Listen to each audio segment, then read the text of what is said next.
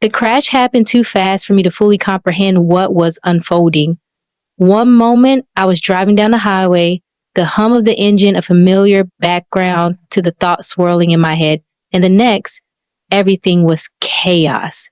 The screech of tires, the deafening crunch of metal, and then silence. I don't remember the exact moment I left my body, but when I became aware again, it was as though I had been watching everything from above.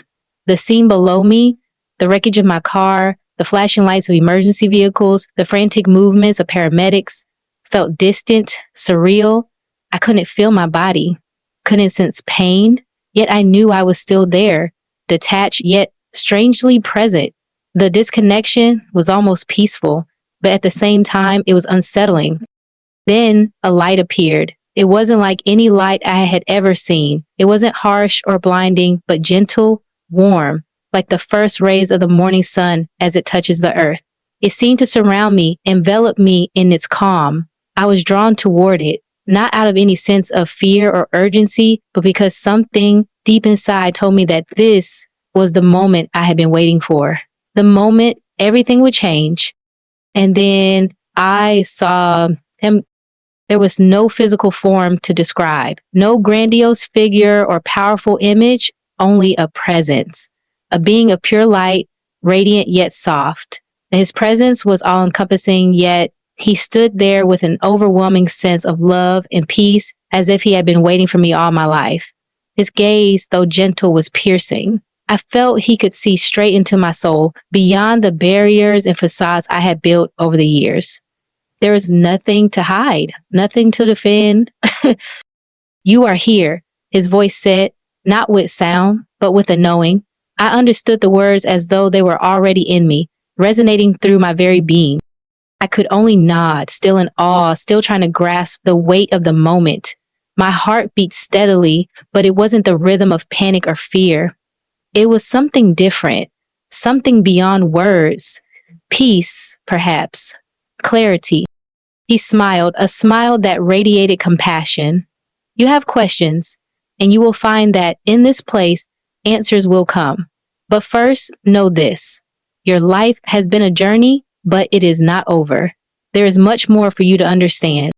A shiver ran through me as he spoke. It felt as though everything I had ever thought to be true was suddenly being questioned, not in a harsh or frightening way, but in a way that opened me up to a deeper reality, something I hadn't known to look for, but something I had always felt was just beneath the surface. You've come here today because the time has come for you to understand more than what you've known.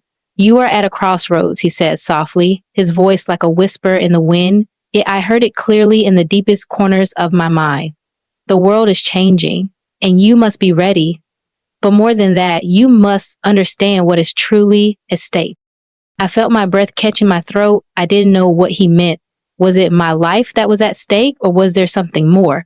My mind raced with the possibility of what he was trying to communicate. Everything you've known in your life, everything that surrounds you, is in a state of transition, he continued. The systems, the structures, the comforts you relied upon, they are all shifting. People are heading toward a future they do not understand, a future that promises ease, security, and progress. But it is a false promise. It will lead them astray. His words hit me with a weight that was more than intellectual. It resonated deep within my chest, a physical sensation that felt like an alarm bell ringing in my heart. Technology, convenience, and control will deceive many, he said, his voice deepening. They will believe they are moving forward, but they are actually moving further away from the truth. The mark, the one you've heard about, is part of that deception. It is not just a symbol or a physical mark. It is an invitation to abandon what truly matters. I felt a lump rise in my throat. What did he mean? The mark? Abandon what truly matters? Until I came collapse on the ground. There is no time to waste, he said, his voice turning softer, more compassionate. This world is heading toward a place of great darkness. People will be tested and many will be lost along the way, but it doesn't have to be that way for you. You can choose differently. As he spoke these words, I felt something in me stir, a mixture of fear, confusion, but also hope. I wanted to understand. I needed to understand. This was no longer just a spiritual encounter. This was something far more urgent, something pressing against the very fabric of my being. I took a deep breath, gathering the courage to ask the question that had been forming in my mind since the moment I left my body. What do I need to do? How do I prepare? The figure smiled gently, as if he had been waiting for me to ask that very question. You must prepare not just with your actions, but with your spirit. You must build faith, for it is your shield. You must seek the truth, for it is your guide. And you must understand that what lies ahead will require more than knowledge. It will require strength, discernment, and the willingness to stand firm in what you believe. He paused, allowing the words to settle in. I felt as if I were floating, but also rooted to the ground in a way that defied logic. This wasn't a vision. This wasn't a dream. This was real. The world will call you to choose. It will offer you comfort and convenience. But in those moments, you must remember this. There is more to life than ease.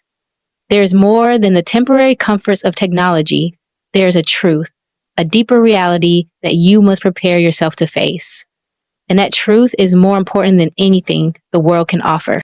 I looked into his eyes, feeling the gravity of what he was saying. But how? I whispered. How do I prepare? He did not answer with more words, but instead the world around me seemed to shift. The light around us brightened, becoming more vivid, more alive. I felt my own being expand, as if I were no longer just a body, but part of something greater, something eternal. And then the light began to fade, and I felt myself drifting back to the wreckage, back to the world I had left beyond. But I was different, changed. The last thing I heard before everything went dark again was his voice. You will know when the time comes. Trust yourself. Trust your faith. And with that, I woke. When I opened my eyes again, I was no longer in the car, no longer in that place between life and death. I was somewhere else entirely, a realm that seemed to exist beyond time, where the past, present, and future flowed together as one. The air felt different, as if it had weight to it, pressing gently against my skin, wrapping around me like a soft, invisible blanket. But it wasn't just the air that was different. It was the very essence of this place, the stillness, the profound sense of knowing, the feeling that everything I had ever sought to understand was suddenly laid bare before me. I stood there in awe, unsure of what to do or how to move, when the divine figure appeared again.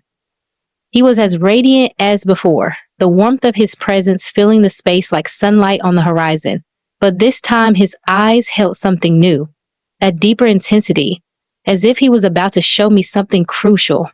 I could feel the weight of his gaze, and in that moment, I knew that this next part of the journey would change everything. Come, he said softly, as if he knew my thoughts. You are ready. Without a word, I followed him. There was no need for an invitation. It was as if his presence alone pulled me forward, guiding me through this strange, timeless space. As we moved, the world around us began to shift, like a moving painting, layers of images unfolding one after the other. I could sense a growing urgency in the air, as though the very fabric of reality was unfolding in ways I had never imagined. We stopped in front of a vast screen that seemed to materialize from thin air, stretching endlessly before us. On it, scenes played out like a film, a vision of the future. I watched in silence as images of bustling cities, glowing screens, and intricate networks of technology filled the space before me. At first, everything seemed familiar, even comforting. People walked along busy streets, their faces illuminated by the soft glow of their devices. Everywhere I looked, there were advertisements promising convenience, ease, and connection, new technologies that seemed to improve lives, to solve problems, to bring about a better world. The divine figure stood beside me, watching the vision unfold with a solemn expression. I turned to him, seeking understanding. What is this? Why are you showing me this? His voice, though soft, carried the weight of truth. This is the world that is coming, a world driven by technology, a world where every part of life is connected, controlled, and monitored, a world where people are offered convenience, security, and comfort, but beneath the surface is a world of deception. I watched, my heart sinking as the images continued, The technological advances began to take on a different tone. People's lives were no longer just enhanced by technology, they were entirely dependent on it. I saw machines seamlessly integrated into every aspect of life, from the workplace to the home, from healthcare to entertainment. Society was becoming more connected, yet paradoxically, it seemed more isolated. People were physically close but emotionally distant, their lives dictated by algorithms, their identities tied to digital systems that promised safety but delivered control. But then, as a vision shifted, I saw something darker. A new system, an implant, a mark began to appear in the lives of people. It started slowly, almost imperceptibly. At first, it was something small, an identification chip embedded under the skin, a convenient tool for easy transactions, a way to keep track of personal data. It promised to make life easier. People lined up, eager to embrace this new technology, aware of the consequences. It was offered as a way to unlock security, to avoid the fear of losing anything, to make life effortless. The image morphed, and I saw more people lining up one by one to accept the mark. Some were hesitant, unsure, but most were eager. The promise of a life without worry, without the need for cash, credit cards, or even passwords was too enticing. The mark was seen as a solution to every problem, the answer to insecurity, to fear, to chaos. But as the vision continued, the consequences of this seemingly harmless decision became clear. Mark did not just control the transactions of their lives, it controlled them. It monitored their every action, every thought, every interaction. People who accepted the mark found themselves unable to live without it, unable to function in society if they chose to resist. The mark became the key to everything, a constant presence that tethered them to a system that promised freedom, but only delivered enslavement. And then the consequences grew darker still. Those who resisted, those who rejected the mark, were ostracized, abandoned, left to face a world that had moved on without them. I saw families torn apart, communities fractured, all for the sake of something that had once been sold as a simple convenience. Trust between people dissolved, replaced by fear of being left behind. The divine figure turned to me, his face somber, his voice grave. This is the choice that will be placed before humanity. This is the false promise of a better world. It will not bring peace. It will bring division, enslavement, and suffering. I felt my breath catch in my throat, a mix of fear and disbelief. But why? Why would people accept something so dangerous? He met my gaze with a deep compassion. They will not know it at first. They will be deceived by the promises of ease, of security, of peace. The system will make it seem like the only way forward. People will want to believe that everything is going to be fine, that the mark is just a harmless tool to make their lives better. But they will be blind to the spiritual cost. I took a step back, overwhelmed by the gravity of what I was witnessing. What happens to those who accept it?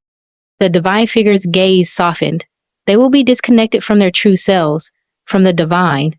They will become slaves to the system, their souls entangled in a web that promises safety but leads to destruction. The more they rely on the mark, the more they lose their connection to what truly matters.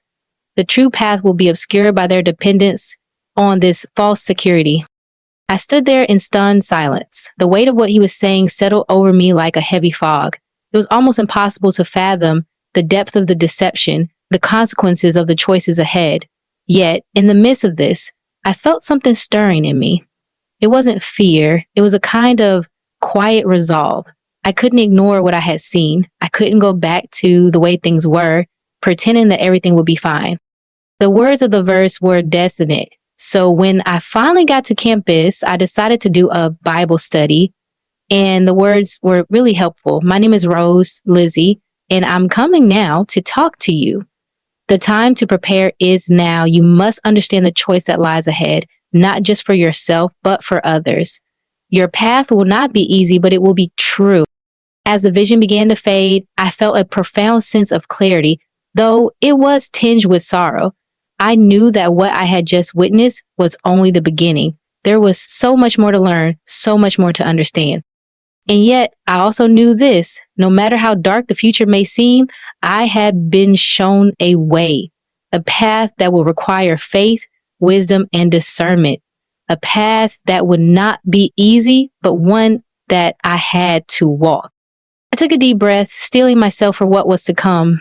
There was no turning back now. The vision faded, but the weight of what I had seen lingered in the air, pressing on my chest. I was no longer sure where I stood or what was real. I had been shown the consequences of humanity's choices, but I couldn't yet grasp the full extent of how it would all unfold. The divine figure, ever steady, remained beside me as the world around us seemed to shimmer and warp, like I was standing at the edge of a great precipice, watching the world move inexorably towards something I couldn't stop. His voice, calm and compassionate, broke through my swirling thoughts. The acceptance of the mark will not happen all at once. It will be gradual, subtle, hidden behind the promises of convenience and progress. At first, it will seem like a blessing, a natural evolution. People will be convinced it is the answer to everything that has troubled them. I turned to him, my mind reeling. But how? How would they not see the danger? He nodded slowly, as if expecting the question. The mark will be introduced as a solution to the world's most pressing problems. It will promise an end to poverty, an end to conflict, an end to suffering. It will be sold as a tool for peace, a way to unite humanity in the face of crises. People will crave security, crave certainty, and the mark will be presented as the only way forward. The vision shifted again, and I saw it clearly. A world on the brink of collapse. The economy fractured, social divisions deepening, and trust between people eroding. Crisis after crisis, climate change, political instability, economic disparity had torn at the fabric of society. Desperation filled the air, and the promise of the mark of a world where all could be monitored, managed, and controlled would be seen as a beacon of hope. People suffering from the chaos would look for an answer. Governments, corporations, and influential leaders would push the mark as the ultimate solution. Imagine, one of them said in the vision, a world where we no longer need to worry about crime, fraud, or even the simple need for cash. A secure and efficient society where everything is connected, where everything is taken care of. It sounded so simple, so logical. As I watched this vision unfold, I could see how easily the world would accept it. People who had been struggling, yearning for any relief, would see the promise of the mark as their salvation. Those who question it would be labeled paranoid or outdated, dismissed as enemies of progress. The mark would become a symbol of modernity, a symbol of being part of the future. And before long, those who resist it would be left behind, alienated from the world they once knew. People will not be forced to accept it. The divine figure's voice broke into my thoughts. They will choose it. They will embrace it because it will promise them something they desire more than anything. Control over their lives, the illusion of certainty in an uncertain world. But what about the ones who resist? I asked, my voice barely a whisper. What about the ones who see through it? The divine figure's gaze softened, but there was an undeniable sorrow in his eyes. What made you decide to stay? Gertie asked. Those who resist will be few at first, and they will be tested in ways you cannot yet understand. As society grows more dependent on the mark, the more difficult it will become to live without it. It will be tempting, like a drug. The conveniences it offers will make people forget their true need for spiritual connection, for faith. The world will promise them that they can live without sacrifice, without struggle, but it will lead them astray.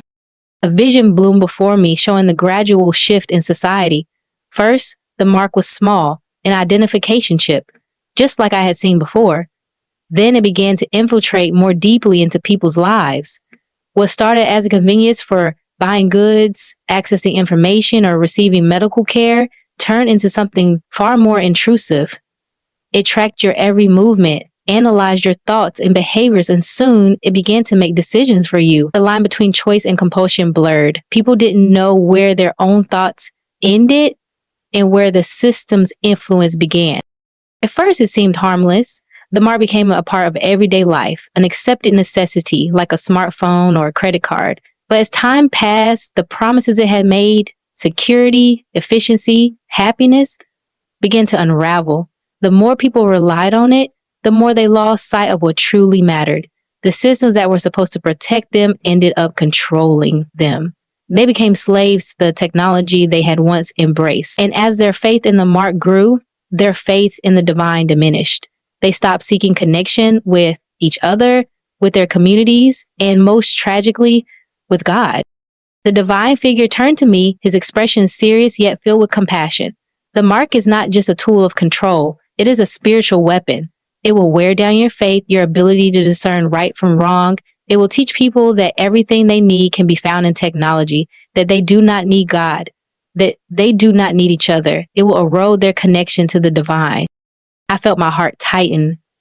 The vision had shown me how deeply the mark would infiltrate every aspect of life, how it would eventually become a prison, a gilded cage.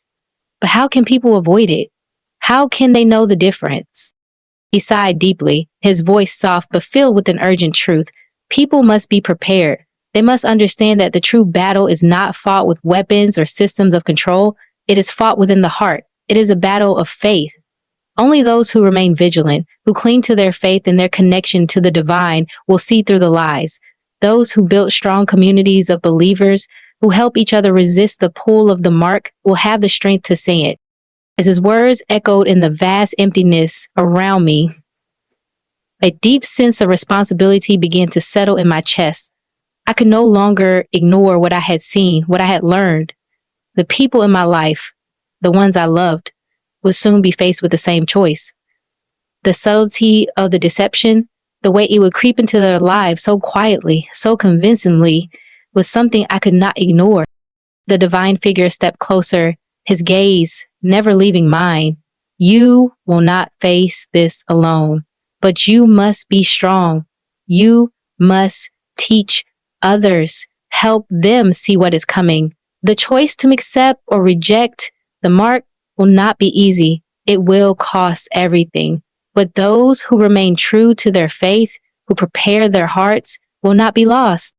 As the vision began to fade, I felt an overwhelming sense of clarity, an understanding that the path ahead would be difficult, that the world would soon be divided. The test of faith would come not in grand gestures, but in the small, seemingly insignificant decisions. People would be tested in the quiet moments of life, in the choices they made about what to believe, who to trust, and where to place their faith. I knew then that I could not sit idly by. I had to share what I had seen. The world was about to change and people needed to be ready. The vision dimmed and the stillness of the moment seemed to settle deep into my bones. The divine figure's presence was unwavering, a calm beacon in the midst of everything I had just witnessed. The weight of the truth was heavy, but there was a profound sense of peace within him, a peace that felt like it could fill the emptiness inside me. His voice broke the silence again, gentle but firm. What you have seen is not the end, but the beginning of a much greater challenge. It is easy to despair when faced with such darkness, but the path ahead is not without hope. You must now prepare not only yourself, but others as well. I felt a surge of emotion, fear, doubt, and a deep sense of responsibility. Prepare for what?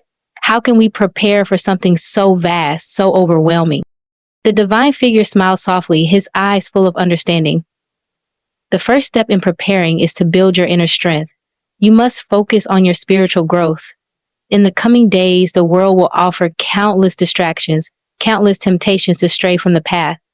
But it is in strengthening your faith, in deepening your relationship with the divine, that you will find the strength to endure. I took a deep breath, trying to comprehend the enormity of what he was saying. My mind kept returning to the mark, how it would slowly infiltrate lives, promising comfort and security, but ultimately leading people away from the truth. But the more I thought about it, the more I realized that preparing for such a future couldn't just be about resisting the mark. It had to be about something deeper, something more enduring. Again, you must build a spiritual foundation that cannot be shaken by the storms of life, the divine figure continued. This is not about the knowledge of doctrines or the mastery of rituals. It is about cultivating a heart that knows how to listen, how to be present with the divine. In the end, it is the heart that will carry you through the darkness. His words resonated deeply within me. I had often sought answers in the external world, facts, logic, and the things I could see and touch. But now I understood that the true strength will come from within. It was not the world's systems or its promises of convenience that would sustain me, but the unshakable connection to a source of love and truth that transcended all the lies. Focus on developing this connection, he urged. In moments of doubt or fear, turn inward and seek the divine presence. Trust that you are never alone, that I am with you always. It is through this relationship, through this faith, that you will find the courage to face what is to come. The courage, says? The divine figure paused, as if allowing me time to internalize his words. Then he spoke again, this time with a new urgency in his voice. But spiritual growth alone will not be enough. You must also prepare practically. The world will grow more chaotic, more unpredictable. You must be ready, not only in your spirit, but in your body and in your mind. The words felt like a call to action, pulling me out of the serenity I had been enveloped in. Practical preparation, I asked, still unsure what that truly meant in a world that was becoming so technologically dependent. What can we do when everything around us is changing so fast? He nodded as if he had expected my question. In the face of technological control, you must reclaim your autonomy. Learn skills that cannot be easily replaced by machines. Build a life that is rooted in self-sufficiency. The mark will promise convenience, but it will strip away the very essence of what it means to live freely. Grow your own food, learn the old ways of survival, cultivate the practical skills that will allow you to stand on your own if the time comes. I saw a flash of images. Families gather around hearths, people working together to tend to gardens, communities sharing resources and wisdom.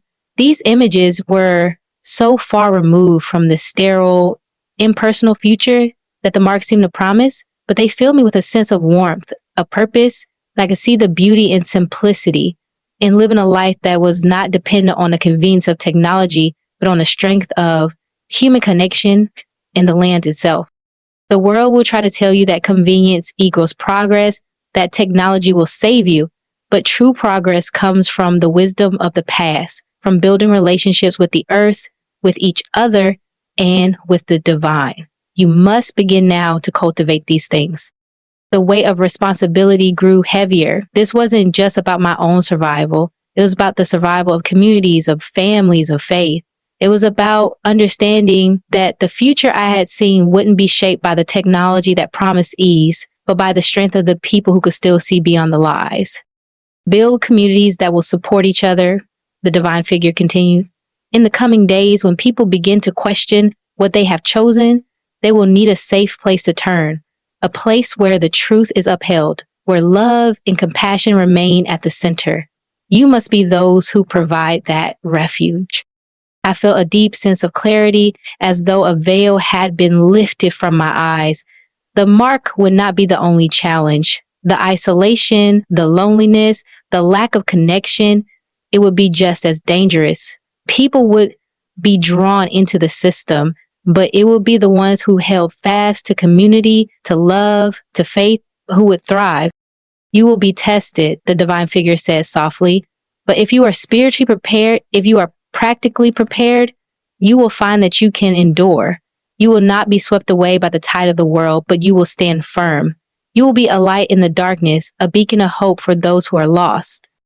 A deep sense of peace settled within me as I realized the truth of his words. The future was uncertain, but there was a way forward. It was not about fighting against the storm, but about finding the center, about creating a place where truth and love could still reign. And I had a role to play in that. We all did. The time to prepare is now, the divine figure said, his voice becoming more distant. You must take what you have learned and share it, not just with your words, but with your actions. Build your community, strengthen your faith, prepare yourself, and then reach out to others. In the end, it will be your love, your connection to the divine, and your ability to stand together that will see you through. And then, just as quietly as he had appeared, the divine figure began to fade, leaving me alone in the stillness. But I was no longer the same. I had a mission, a purpose. The road ahead would be difficult, but I knew now that I was not walking it alone. The lessons I had learned would guide me, and I had the strength to share them with others. The preparation had begun, not just in the physical world, but within my own heart.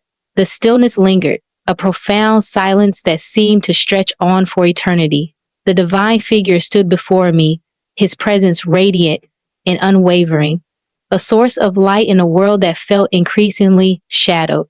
I had walked through visions of a future fraught with deception, darkness, and the subtle but persistent pull of the mark. But now, as he stood there, the weight of it all seemed to lift. Just for a moment, I could feel something stirring deep inside me, something that whispered of hope, of something greater. You have learned much, the divine figure said, his voice filled with compassion and finality. But there is one more thing I must leave with you. The air seemed to shift as he spoke, and I felt a sense of solemnness settle upon me. It was as though the weight of the universe itself was pressing in, urging me to listen closely. The path ahead will be difficult, and the darkness will grow deeper. The world will be tested, and many will be lost along the way. But even in the darkest moments, there is always the possibility of revival. I believe them. Revival. The word resonated in my chest, echoing through my soul like a distant yet certain promise.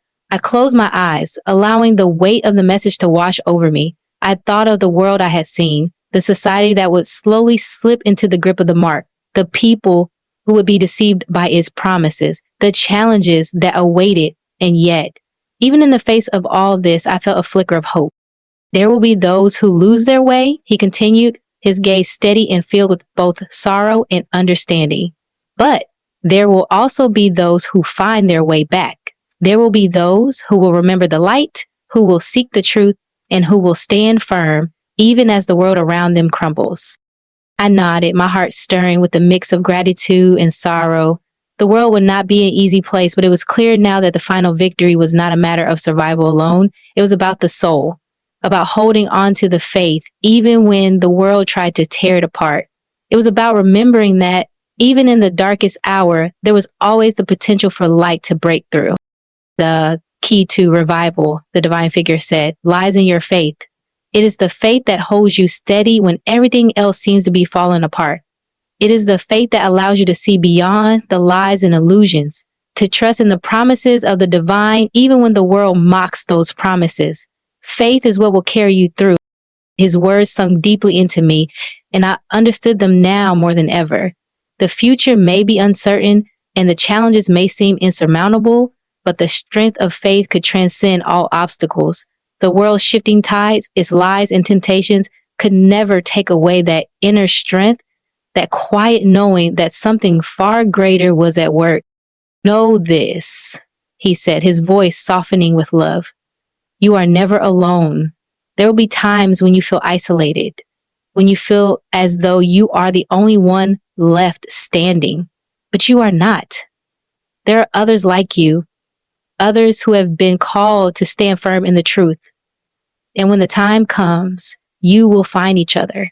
Together, you will build a foundation of love, of faith, of strength.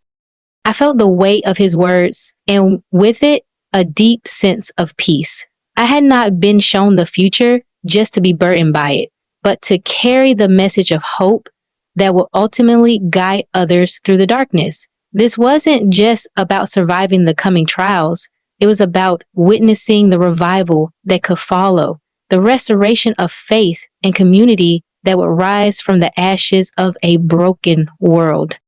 The divine figure's expression softened, and for a moment, I saw not just a figure of light, but a reflection of something deeper, a presence of boundless love and infinite patience. The world will grow darker, yes, but those who walk in the light will not be defeated. There's always a possibility of redemption, always the possibility of a new beginning. I felt his gaze settle upon me, and I understood. The mission was clear now, more than it had ever been before. It wasn't just about protecting myself or surviving the coming storm. It was about sharing this message, about being the light that others could find in their darkest hour. My purpose has shifted from being one of survival to one of service, to being the living embodiment of the truth I had learned. You are not to fear what is coming, the divine figure continued, but to prepare.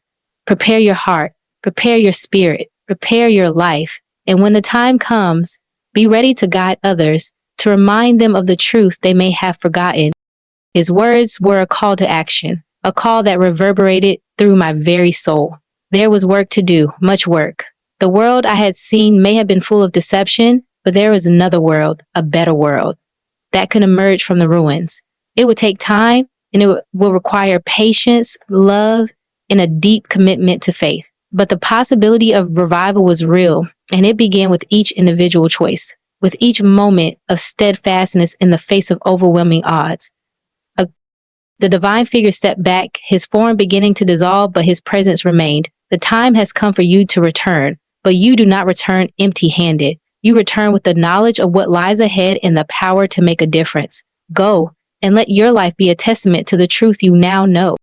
As he faded away, I felt myself gently returning to the world, to the body that had once been mine. The peace I had felt in his presence lingered within me, like a steady pulse in my chest. But as my awareness returned to the world, I realized something had changed. I had been given a mission, a purpose that transcended the fleeting concerns of the world. I had been called to share the light, to prepare others for the darkness that will come, and to remind them of the hope that will always be present even in the midst of the greatest trials. I woke, but I was no longer the same. The world awaited, but I was ready to walk the path, no matter how difficult, with faith as my guide and hope as my constant companion.